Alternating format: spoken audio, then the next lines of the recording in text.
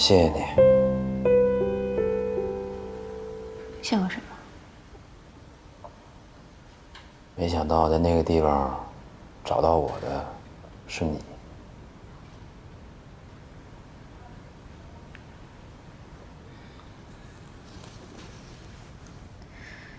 因为我知道，那个地方对于你来说意味着什么。那是你和杨晓婷最甜蜜、最美好的回忆。你都知道，不知道他还记不记得？他记得。他应该记得。不管你们现在怎么样，但至少你们有着10年的感情。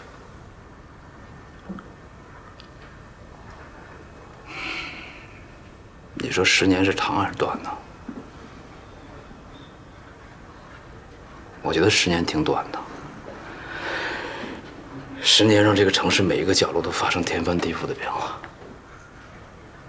可那大排档还那样，还那么火。10年前就有很多人，可是我觉得好像厨子换了，因为他那个酸菜馅饺子味儿不对了。那老板没换，还是那老板。我看着他，我就跟他说：“我说你还记得我吗？”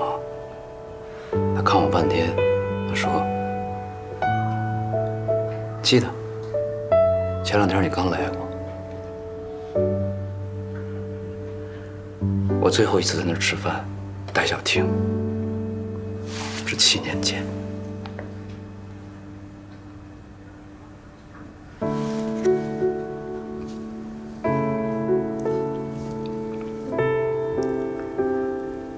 你说，他说他记得，2、3天前，如果他真记得的话，10年对他来说是否很短？其实我特别喜欢那个地方，我觉得那儿很好，很平实。我当时住那地方就离那个大排档很近，在3楼，500块钱1个月，我觉得很好。其实吃饭之前我去过，我想敲门看看谁在那儿住，没人。我想吃完饭我再去，我想看看，我特别想看看那屋子，我不知道是谁在那儿住，别说了，我特别想看看家具是什么样，墙是什么样。别说了。我知道，我懂。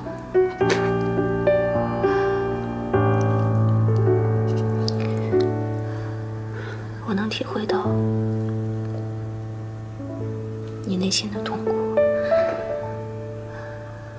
从今天起，你无论有什么烦恼，你都可以告诉我，我陪着你。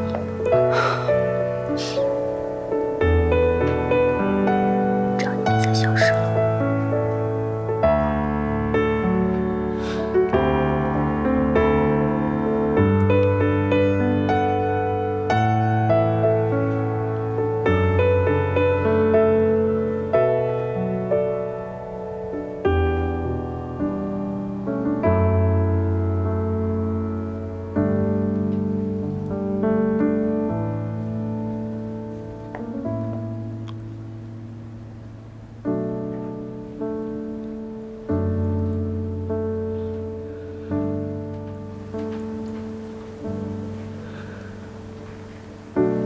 我要回去了。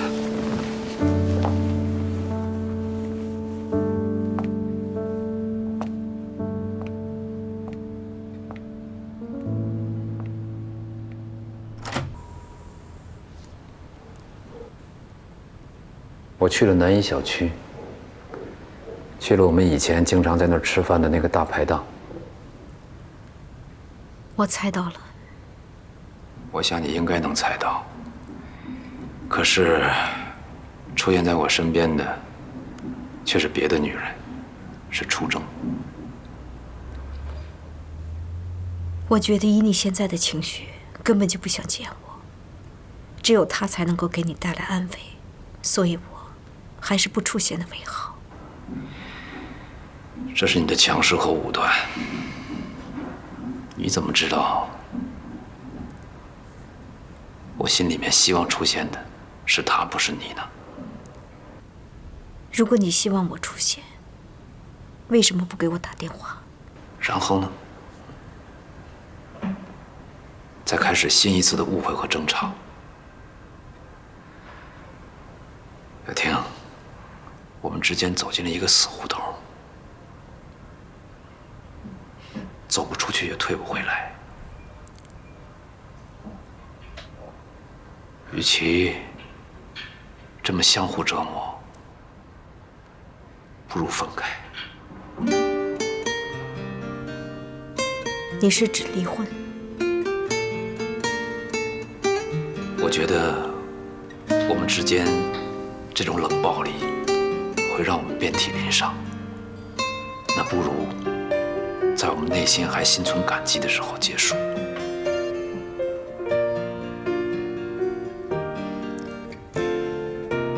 那你说吧，怎么离？公平的离。公平的离。按照我们的婚前协议，背叛一方将一无所有。可是我并没有背叛婚姻。这不是你说了算。小婷，我希望我们之间还能保留一份起码的信任，不管你怎么想，我心里一直坚守着对婚姻的忠诚。可这种对婚姻的忠诚，并不代表能忠于自己的心，也换不来两个人的幸福。那么这种坚守，这种忠诚，又有什么价值呢？我不想等到我真的爱上别的女人，再离婚。你现在已经提出了离婚，说明你已经爱上了别的女人。你的这番话听似很真诚，实则很虚伪。我远比你真诚。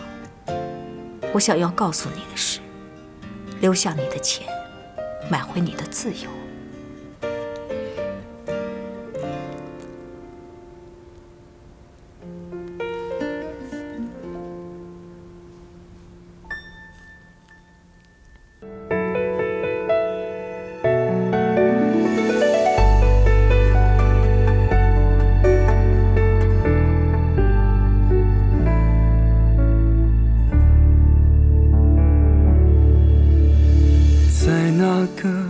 落雪的天，不再看你的脸，我微笑着流泪，是心酸的滋味。开不了口说再见，一切都早已不见。不是阳光太耀眼，眼泪已连成线。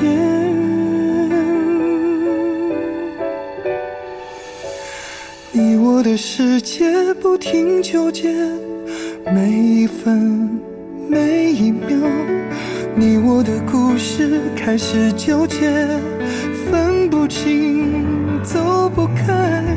你我的世界不停纠结，每一句每一幕，你我的转身平行的交错，两颗心三行泪。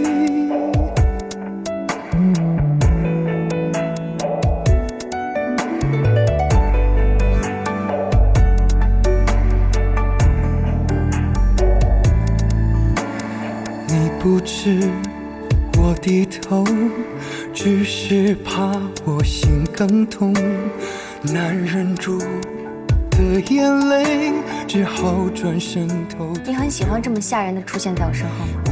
我早在这儿了，是你没看见，不是我故意吓你。那是我错了，我也没想到你这么晚了还留在公司啊。明天这些服装就要出货了，我再收拾收拾。感觉他们就像我要出嫁的女儿。这么晚了，你过来干嘛？我也跟你一样，不放心就来检查检查。刚才我看着你背影，很感动，非常温柔细致，心里感觉暖暖的。你知道吗？你很像年轻时候的杨小婷。每一分每一秒，你我的故事开始纠结，分不清走不开，你我的世界。我能问你个问题吗？当然。你每次说我像杨小婷，你的那份感情和感动，到底是对我还是对他？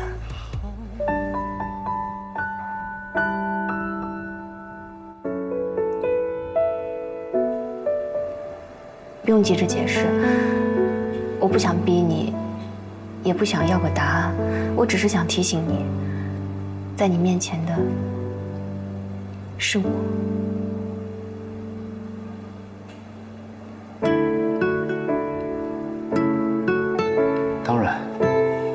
当然是你，出征嘛，初恋的初，征服的服。这对于我来说是个很严肃的问题。虽然你说我和杨小婷有很多相似之处，那是因为每个在恋爱中的女子都会有相似的行为，可你不能总把我当成是你感情的替代品。这对于我来说是种伤害。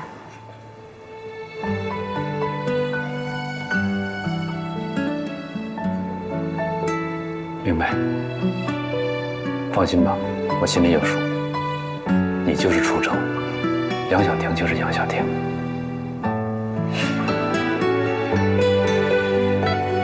明天有时间吗？陪我出去一趟。去哪儿？去哪儿先不告诉你，只要你陪我去，行吗？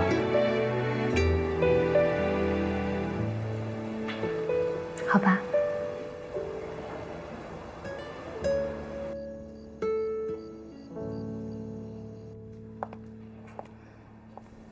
他说明天会带我去一个地方。去哪儿？他没说。行，我知道了。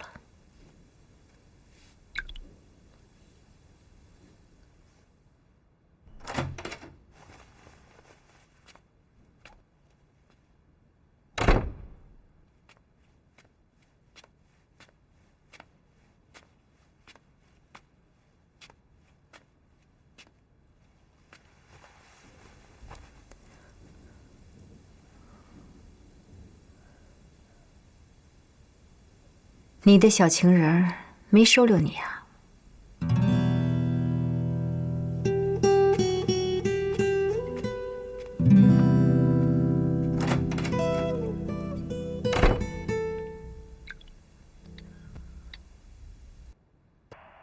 喂，到家了。我到家了。你们怎么样了？还是老样子。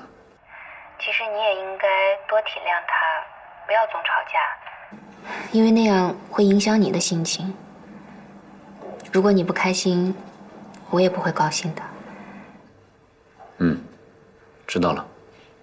你今天忙了一天，也累了，早点休息吧。好，明天见。明天见。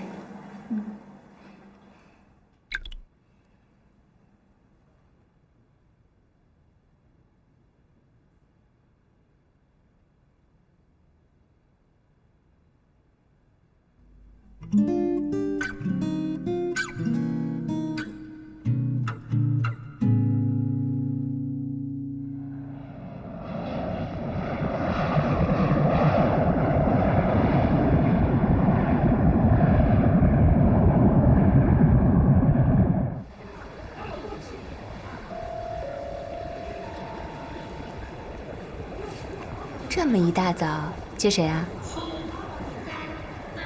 待会儿你就知道了。我认识。你认识？我不认识，所以才叫你来的。好好看着。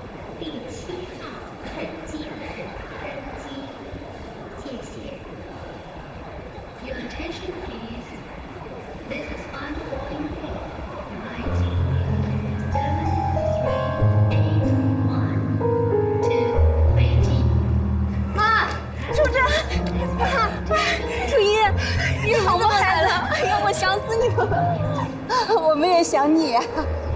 你好吗，孩子？啊！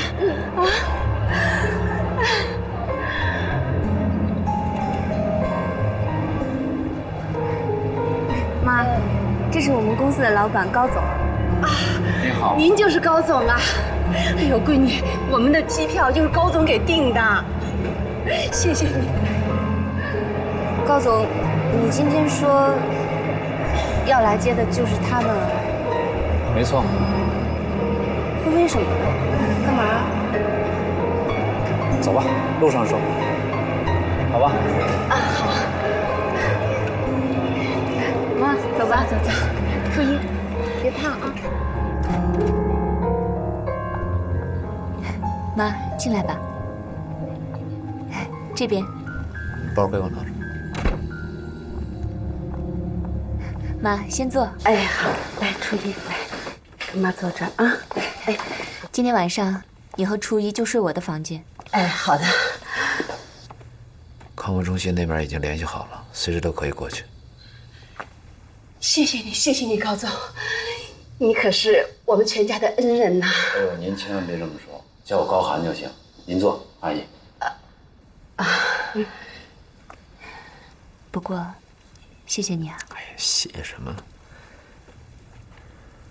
初一。叔叔叫你呢。啊，初一。我们能说说话吗？啊？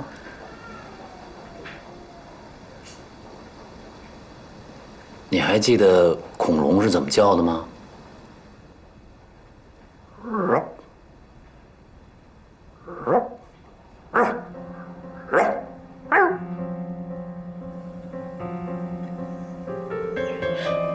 你是魔法王子？没错。你觉得恐龙跟小狗叫是不是很像？是有点像。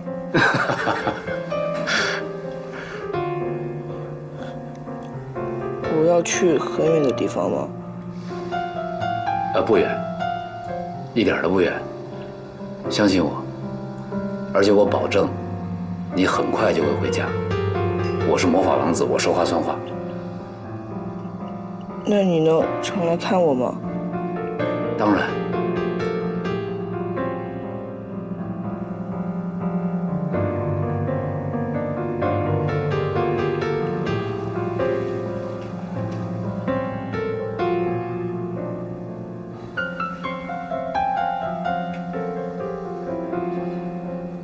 我说到做到。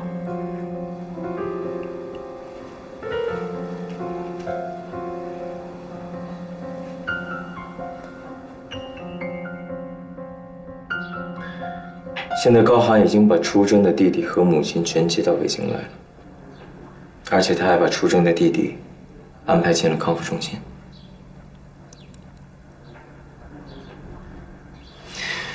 所以啊，看来我对出征的估计是错误的。你相信我的话了？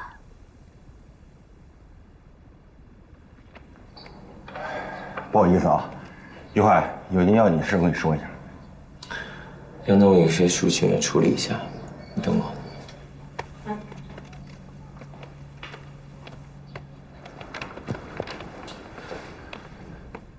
我了解到出征那个电话小号经常和这一个号码通话，难道高寒也有一小号？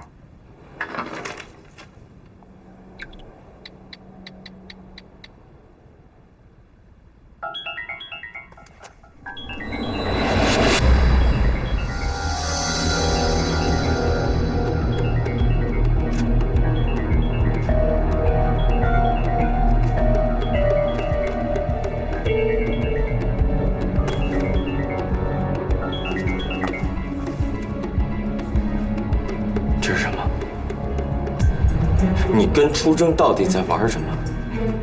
玩高寒，还是玩我？你需要知道的是初征的感情生活，不是来了解我。可我需要的是事实的真相，并不是让你们耍着玩的。你只需要去盯紧了你的女人，如果有必要，我可以给钱。你想用钱收买我？行，那我告诉你，你有钱那是你的事情，我不玩，行不行？我需要你的帮助。你对你自己的婚姻绝望，那是你的事情。但你为什么要把初征给绕进来？你明明知道我爱他，你还让我去目睹这些。你这么做，你不觉得你自己很恶毒吗？你心爱的女人已经变心了，这是事实。这是场残酷的感情测试，对你，对我，都一样。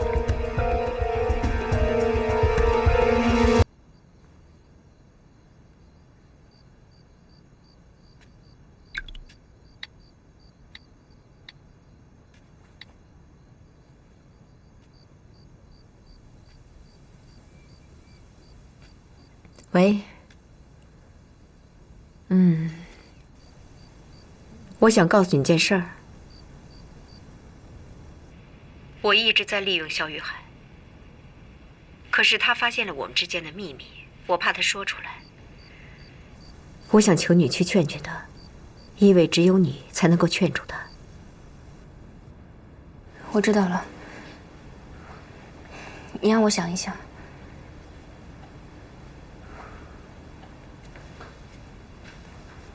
初征，啊，谁的电话呀？啊，没什么，同事打来的。哎，你和高寒的关系，你们同事知道吗？啊，我和他挺正常的，就是同事关系。他离婚了吗？没有。不过，他和他太太关系不太好。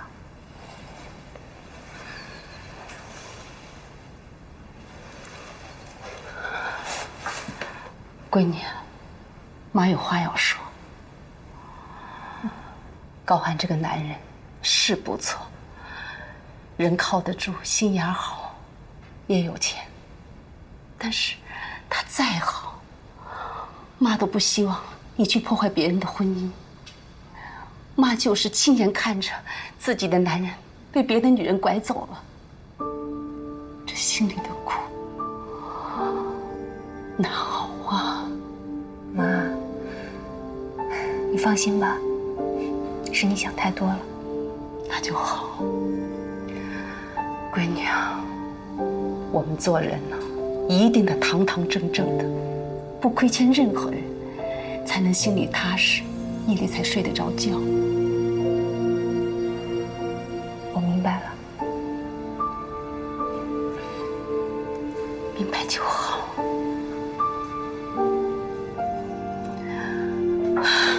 再过几天啊，妈就回去了。妈，你在这儿住得好好的，怎么就要走了呀？唉，我在这儿拖累你，你又要上班又要照顾我，太累了。再说了，我也帮不上你什么忙。妈，你从小把我拉扯大，我照顾你也是应该的。我还想着，等以后赚了钱买个大房子，把你和弟弟都接过来呢。我真没有想到你会来。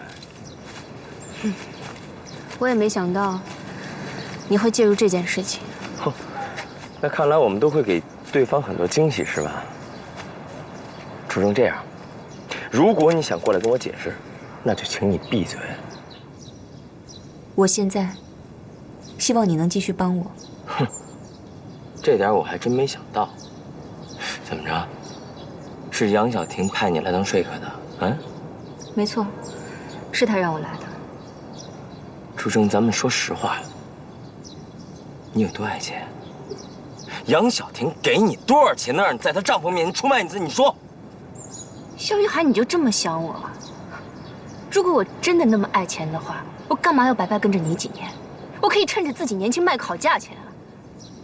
行，那你给我解释一下你现在的行为。因为我真的爱上高寒了。其实我这次来，就是想告诉你，我心里已经死心塌地地爱上了别的男人。杨晓婷在赌，我也在赌。万一我赢了，还可以赢得一个让我可以依靠的好男人。楚征，你说了这么多，我想问你，跟我有什么关系？我希望你继续下去。是吗？你以为高寒爱上你了吗？我怎么不觉得？如果他爱上你了，我也是个男人，可我到现在为什么什么都感觉不到？他会爱上我的，只是时间问题。楚征，你变了，你还是我原来爱着的那个女孩吗？我们都在变。可你变得我根本就不认识了，你变得我现在想一巴掌抽死你。只要你愿意帮我，这一巴掌我接着。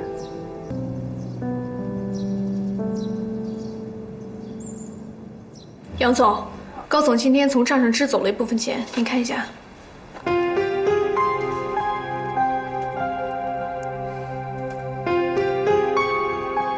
从今天开始，他可以无障碍随意支取，你不必向我汇报。杨总，可是这样不符合咱们公司的规定啊。规定是我定的，你照办就是了。去忙吧。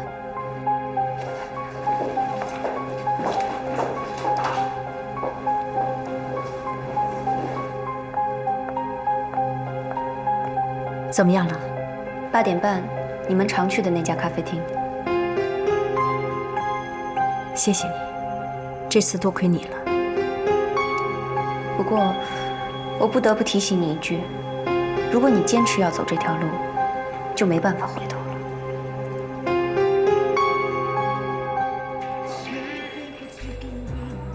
高总，我们见过面。哦，不好意思，你是？我是肖玉海的朋友，准确的说，我们俩是合作伙伴。哦，那你找我有事？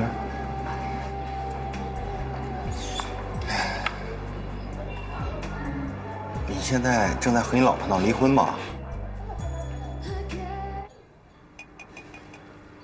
杨总真不愧是商场老手啊，总让人琢磨不透。我真没有想到你会让初征来说服我。如果不是因为出征，你可能再也不会见我了，是吗？答对了，但是我还想再问你一次，你真的想继续下去吗？如果是那样的话，已经没有退路。刚才有人问过我同样的话。不得不承认，我跟出征之间的默契是没有人可以取代的。同样的问题，不同人问，性质不同。他问表明他开始抢夺高寒，而我问是想告诉你，终止是唯一的解决途径。现在的问题是，不是我说停止就能停止的。你可以，从你开始设这个局开始，你就应该知道，无论输赢，你都将生活在痛苦之中。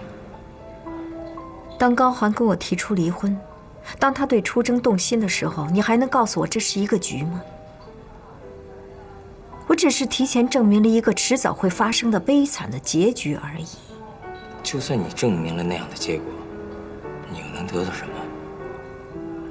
我需要得到公平。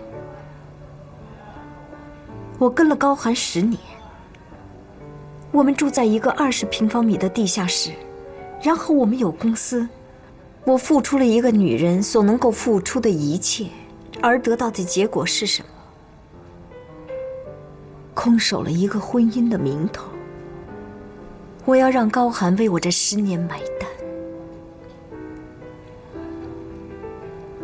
可你要明白，当你得到所有资产的时候，你将彻底失去这个男人。有一个人在上帝面前祈求实现愿望。上帝说，实现愿望的前提是让你痛恨的人得到双倍。那个人想了一想，说：“好，那挖掉我一只眼睛吧。”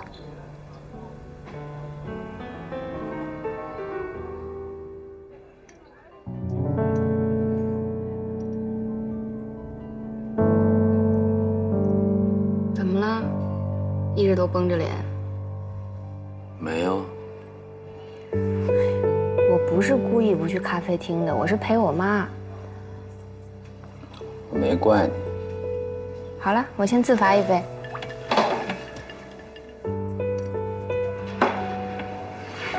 干嘛呀？没让你罚。来，我们玩石头剪子布，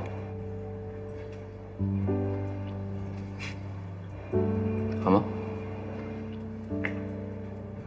石头剪子布。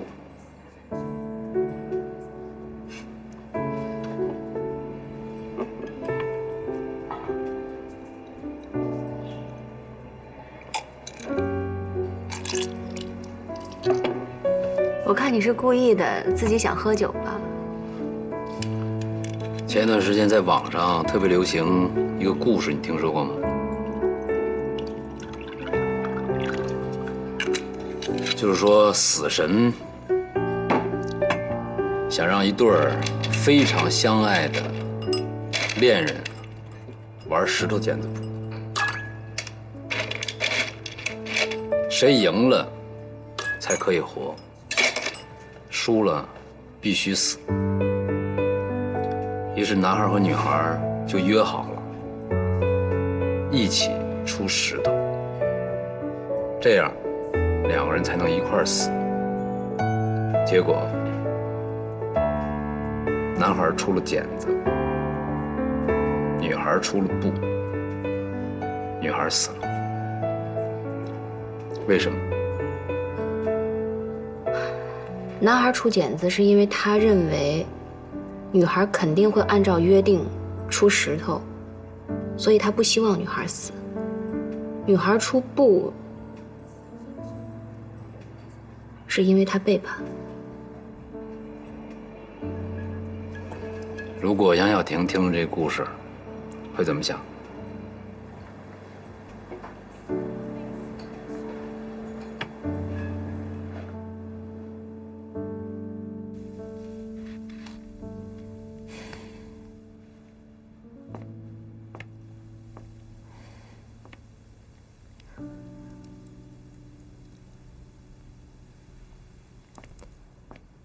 我想跟你谈谈。是想谈谈还是想吵架？你昨天去哪儿了？喝酒。跟谁？出征。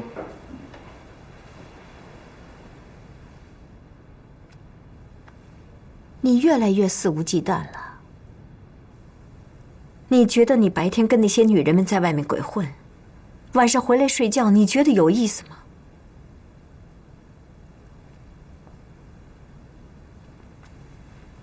出征的妈妈和弟弟来了，你知道吗？知道。你为什么把他们接来？你想干嘛？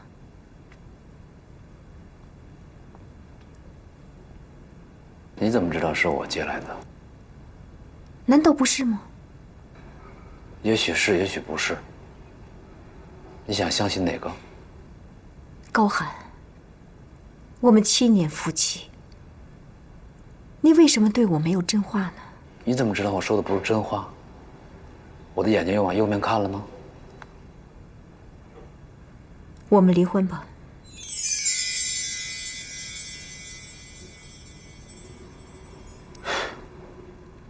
怎么了？你觉得很可笑吗？当我知道你的心已经被人偷走的时候，我还缠着你有什么用？你说吧，想怎么离？什么时候离？没想好。什么时候想好？等到我70、80岁吗？我觉得我们之间应该快刀斩乱麻。从今往后，你想跟谁喝酒就喝酒，想跟谁过就跟谁过。这样吧，我们来石头剪子布，行吗？你不觉得这样转移话题很幼稚吗？我很认真。玩石头剪子布，谁赢，谁来决定我们婚姻的生死，行吗？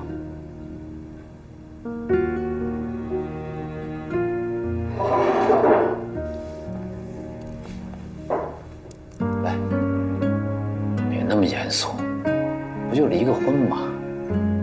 既然还没想好，那就听天由命吧。啊？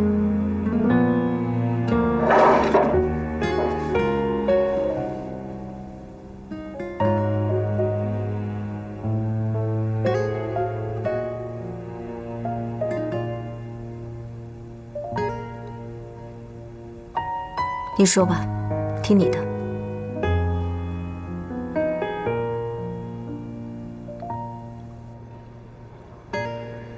我先给你讲一个关于爱情和石头剪子布的故事吧。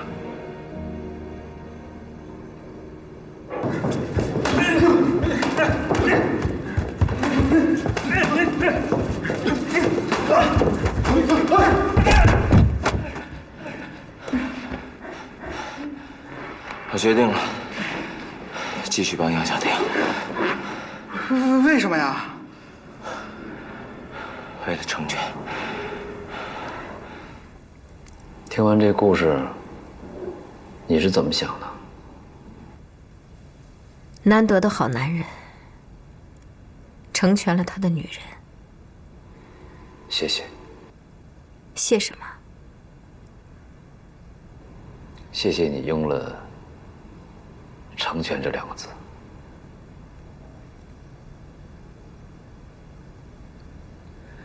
你想怎么离？既然你这么说，我们之间只剩下财产的分配了。没错，不是有那个婚前协议吗？那么，正是因为有了婚前协议，我才会跟你好好的、公平的算账。我需要律师。律师，我们离婚需要对簿公堂。是，为了公平，为了你，也为了我。好，我成全你。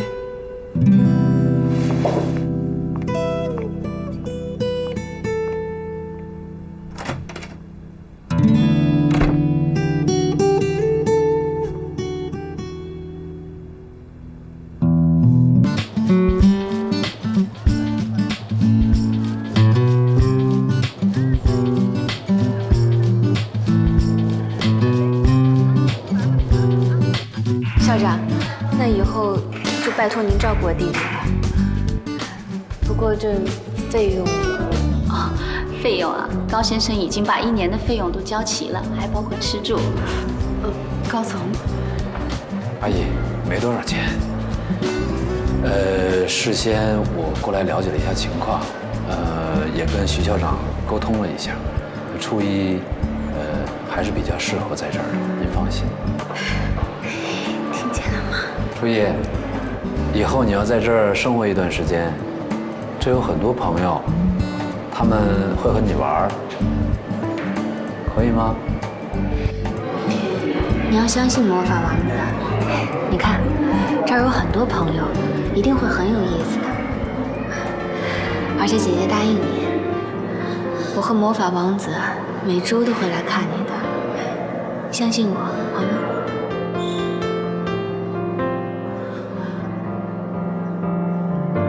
没错，说话算话。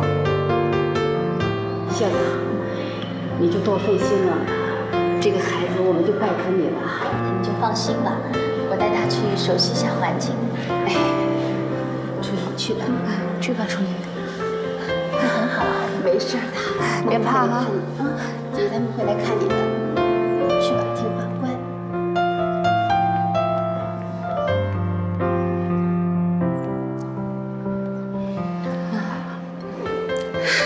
没事儿。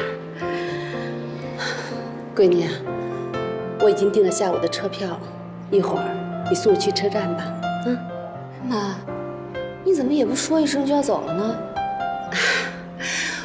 我不想留在这儿给你们添麻烦。你弟弟的事已经办成了，我心里就踏实了。该回去了。阿姨，其实你应该多住几天，也陪陪初征。是啊。如果需要的话，我可以给初征放假。高总，你是我们家的恩人，我从心底里感激你。我希望我的女儿幸福快乐，不希望她受到任何的伤害。我的意思，你明白吗？阿姨，我明白，您放心。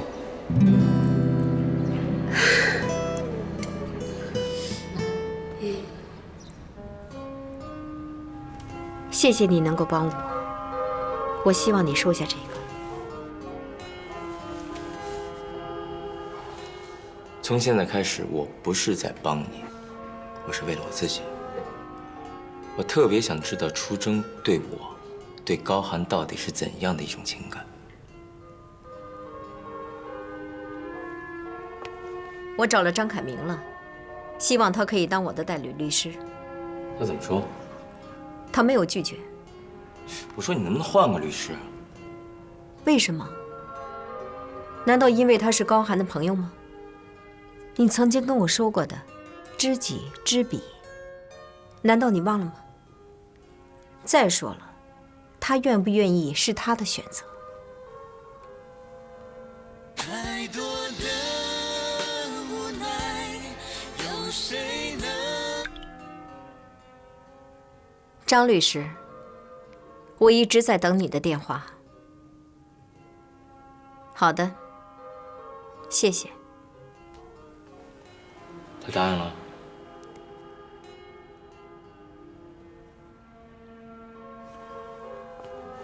我把我自己和我自己最亲近的人都摆到了你的棋盘上，可我想知道，到最后谁是输家？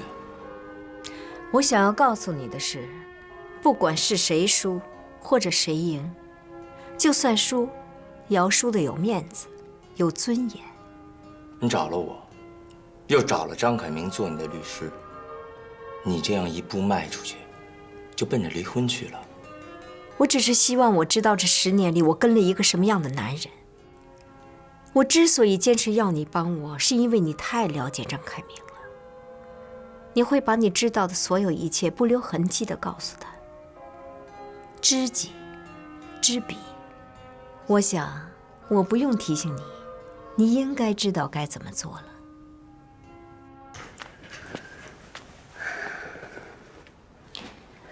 我妈说的话，你别放在心上啊。你妈说什么了？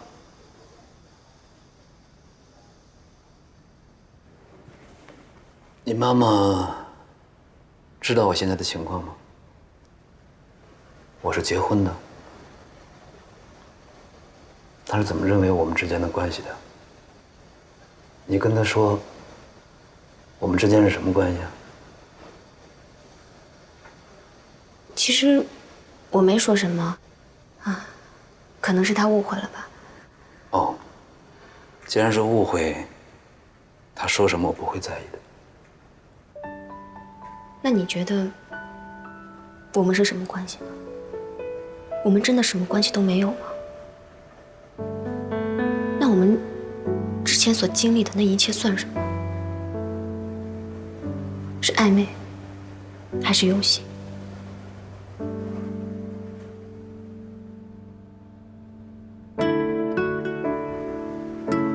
我不知道。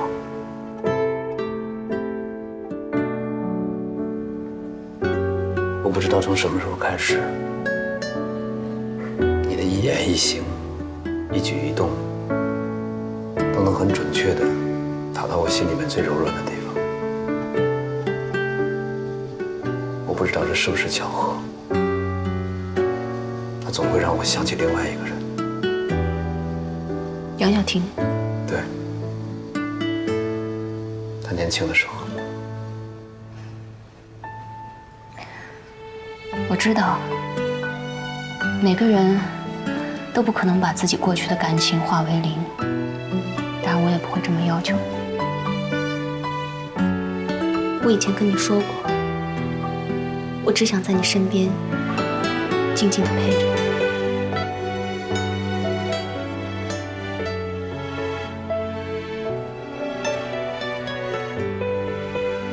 张凯明答应杨晓婷做他的律师。什么律师？离婚律师。你要离婚？对。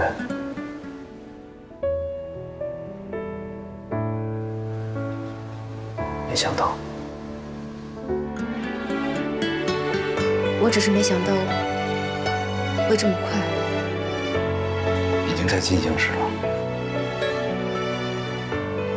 你是惊讶、高兴，还是难过？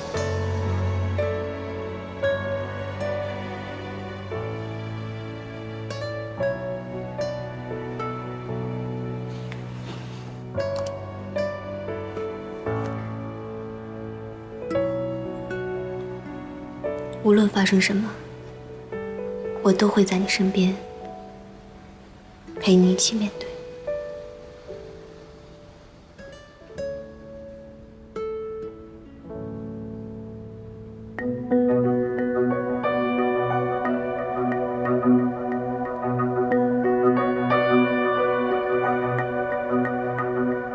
你知道为什么你老婆对你跟出征之间的一切了如指掌吗？因为他们俩是一伙的。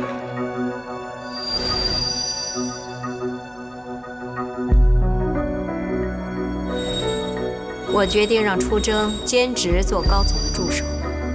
酸辣土豆丝、蒜烧茄子、糖醋排骨，再加一个萝卜牛肉汤。这些都是你最爱吃的菜。我看到你难过的时候，我心里比你更痛苦，我只好离开。我不同意。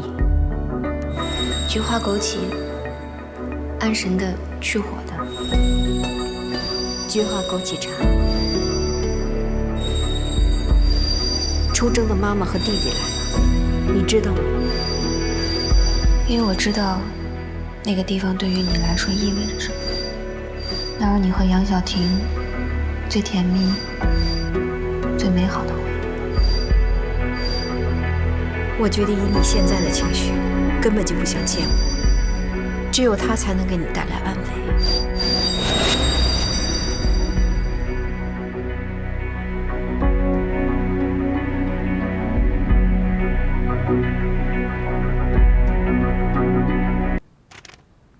谢谢。杨总，作为律师，我不想干涉您的生活，但作为朋友，我劝您三思而后行。我觉得高寒对你还是有很深的感情，对于这份感情，他很纠结，也很痛苦。作为律师，你应该相信证据，而不是态度。你希望我去搜集证据是吧？我希望你能够去搜集一些高寒对这段婚姻不忠的证据，以便于以后我们分割资产。我还希望你能够帮我做一下资产核实。我知道。对外我会说你是我们公司新请来的律师，在做资产核实的时候，我会派助手帮你。你和高寒是朋友，会不会影响这个案子？不会，但会影响心情，毕竟他是我朋友。对不起，让你为难了。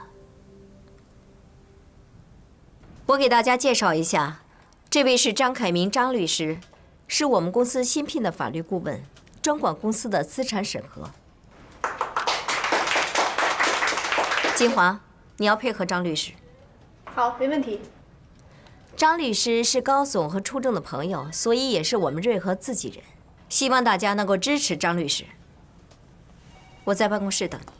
好的。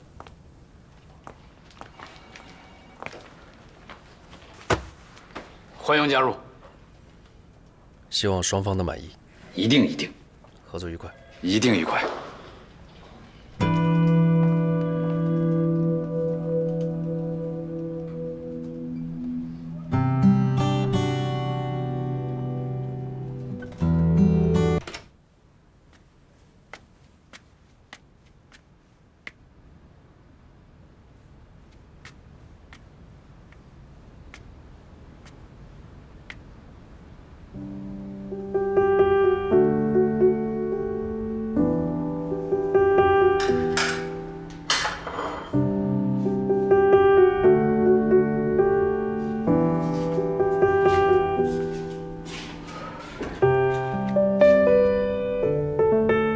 你今天不加班吗？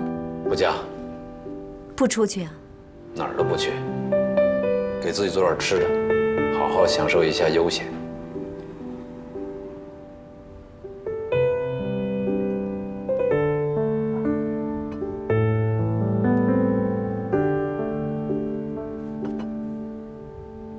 你我的世界不停纠结，每一分每一秒，你我的故事开始纠结，分不不接电话吗？走不开，你我的世界不停接吧。纠结，每一分每一秒，你我的故事开始纠结。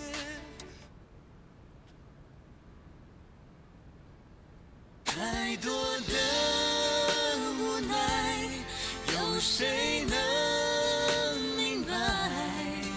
明知温柔是意外，谁？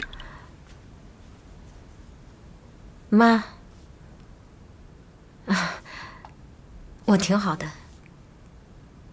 公司也挺好的，逛街呢，没事儿。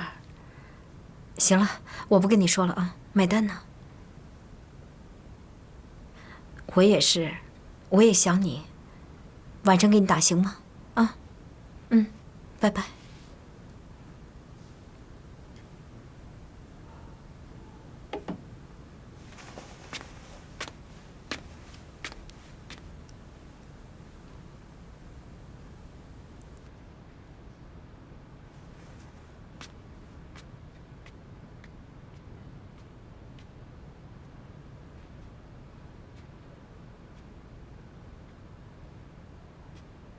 你没出去啊？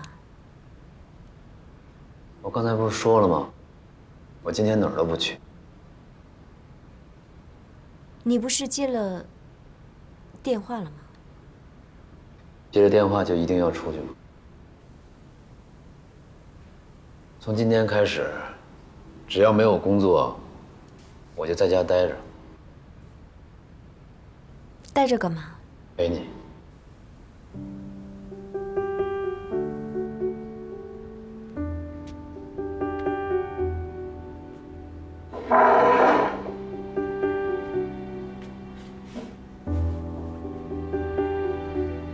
慢下来才知道什么叫日子。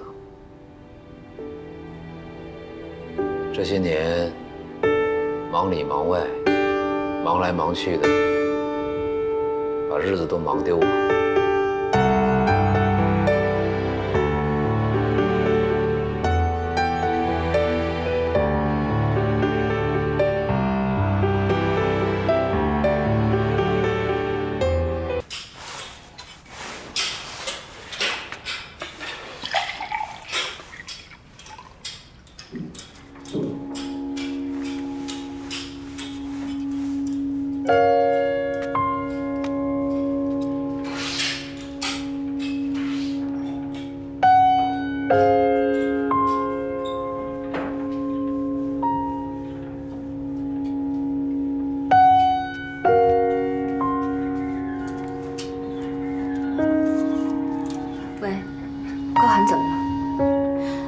我想问你，高寒怎么了？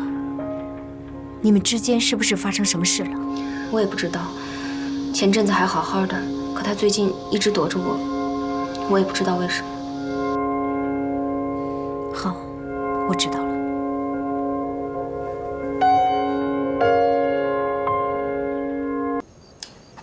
董董丝儿我放了一些糖，觉得还行吗？还行。都是家常菜，都是我以前最喜欢吃的。是，菜还是这些菜，可是味道变了。有一次，不知道你还记不记得，出征手烫了，我送他去医院，然后送他回家，他去菜市场买菜做饭，就这几个菜。是吗？后来我回到家，你做了晚饭等我，也是这几个菜。那真是一种巧合。也许吧。我觉得你和出征之间很多巧合，让我感觉很不可思议。出征的一些行为，总让我想起我们年轻的时候在一起的那段岁月。实话实说，确实带给了我一些温暖。你对他动了心了吗？动了。那好，那你就花钱买个自由吧。从今以后，你想干什么就干什么。海婷，钱现在对你来说，是不是胜过了我们之间的感情？我们之间还有感情吗？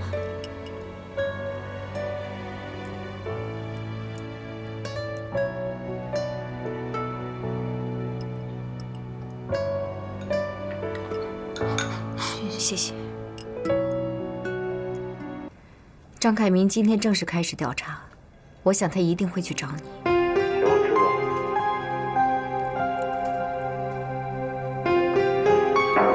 梁总，张律师来了，让他进来。杨总，你非上手势。必须的。我们从哪里开始？我们就从对账开始吧。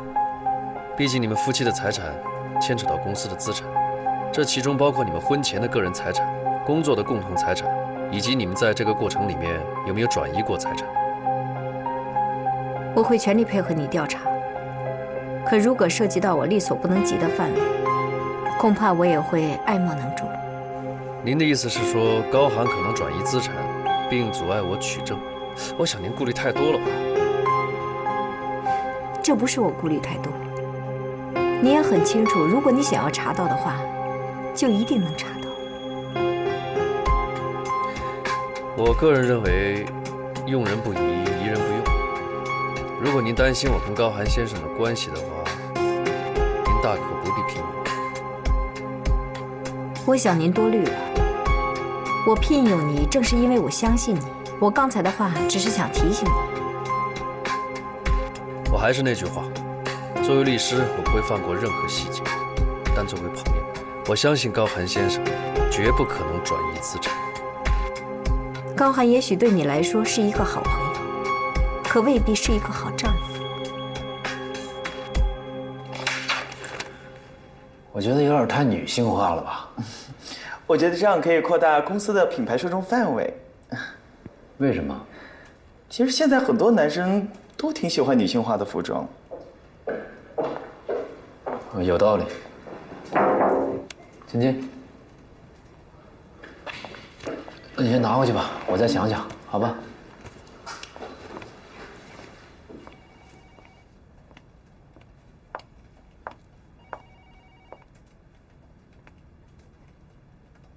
有事？我就是想问问，你的设计图修改的怎么样？哦，下午能出来吧？还有什么事？我可以坐下说话吗？可以，请坐。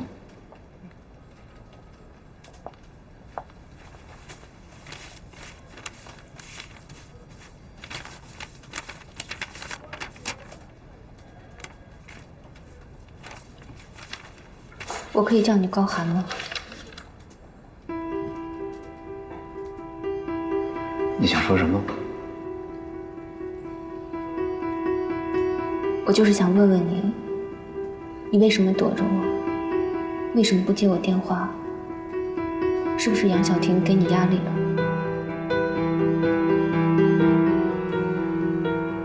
我最近心情很乱。我知道，你家里有很多烦心事儿。其实我也不该这么问你的。我不想，我也给你压力。不是，跟你没什么关系，是我的原因。我觉得，既然心里乱，那么接下来就踏踏实实工作。工作可以让我安静下来。前一段时间因为家里外面这些事儿，让我很烦。公司业务又这么忙，有点本末倒置了。我在想，我这溜溜达达的，会不会走岔道了？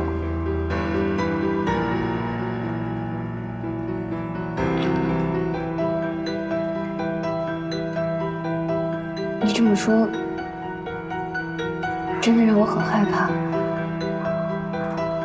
我真的怕我就是你所谓的那个岔道。我不管别人怎么说怎么想，可我对你的一切都是真的。你连一句相信我的话都不肯说吗？你为什么觉得我不相信你呢？我看这丫头啊，还真是够傻的。小猫怎么能看上她呢？土死了。就是的，人家跟他逢场作戏，他都看不出来，现在惨了吧？难受也是活该。我觉得呀，过几天，初真就得走人喽。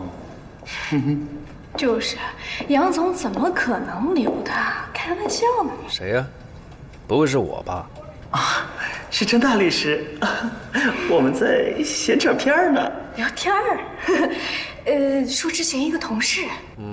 张律师，你是不是有什么事儿啊？我想核实一下公司的账目。杨总说，你可以帮我的。好说好说。那我先去帮你对对账。谢谢。没事儿。